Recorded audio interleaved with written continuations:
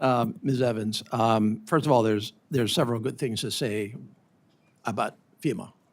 From my perspective, my state's perspective, and I think from the perspectives of other places, including the CNMI and Guam, which of course are being hit very hard, and your folks are on the ground now, and so we wish them the very best. The Maui wildfires, tremendous tragedy for us. You guys did a really good job there and are still doing that job. We have obviously in Hawaii suffered some major disaster flooding in the last month with our Konolo storms. Flooding estimated damage at about $1 billion plus and counting. Appreciate very much the approval of the emergency disaster declaration. Your FEMA people were on the ground during that disaster and immediately after that. So all good. And let's not muck up a good thing, which FEMA has been for a long, long time. And we've experienced that. And so we recognize that. And there's a sensitivity that we continue on in this same vein since we all will experience disasters at some point. So in that context, I just want to go back in the big picture to the Disaster Relief Fund.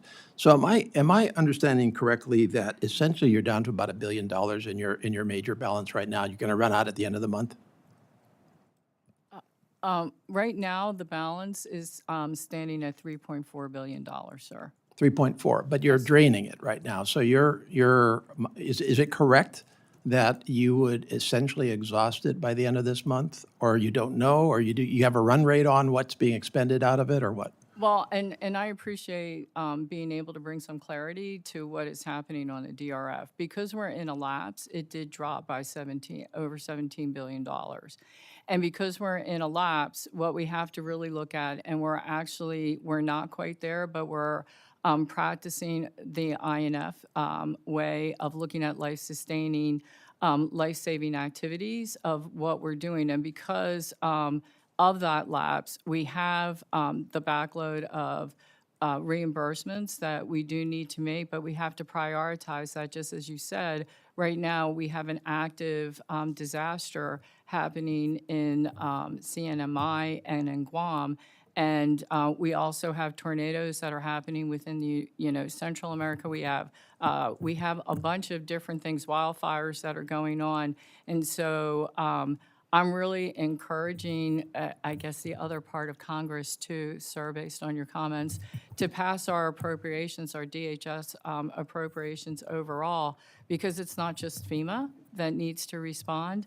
All my counterparts that are here, Correct. Coast Guard is Okay. there, all of us. Well, we all have that goal. We would like to pass that bill, and we would definitely like to get the DRF replenished. But if I just understand what you're saying to me correctly, what you're saying to me is your fund is getting drained down, it's dangerously low, and you are focusing on actual disaster assistance at the expense of reimbursements. So you're basically carrying the reimbursements for now. You're not reimbursing out. You're prioritizing your funding at this point.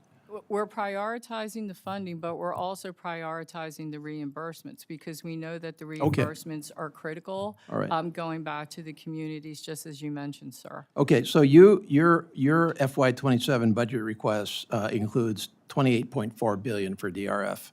And just a basic factual question, is that in replacement for the hopefully soon to be passed FY26 DHS bill? Or is it in addition to that? Would you really need to be doing the job you need to do to take care of my state, to take care of the Western Pacific, to take care of their tornadoes? Would you need, are your projections that you would need both the $26.4 billion in FY26 and another 28.4? Is that what you're aiming for? Yes, sir. That is what we're aiming for based on the assumptions that we have for our FY26 and then based on the assumptions and the amount of disasters that we are anticipating, then the 27 budget does take it up to the $28.4 billion. Okay.